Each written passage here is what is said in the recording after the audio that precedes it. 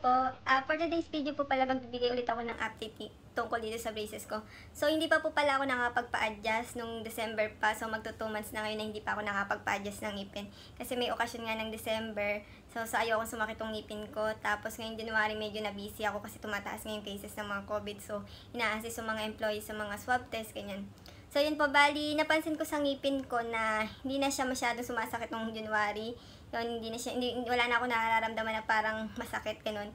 And then, parang napansin ko na, dito, hindi na siya masyado nakaprotrude. Tapos, dito, yung space dito, yun, medyo nabawasan, lumiit na yung space dito. So, feeling ko nag-a-adjust na talaga siya.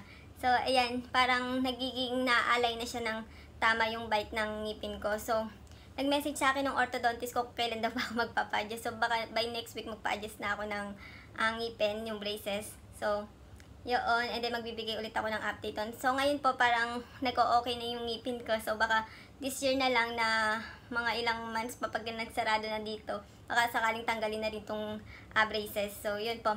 Bali, yun lang din naman po pala yung update ko tungkol dito sa braces ko. Kasi sorry po, hindi ako nakakapag-update kasi medyo na busy lang po. Yun po, thank you po sa panonood and then please subscribe din po. Bye-bye po.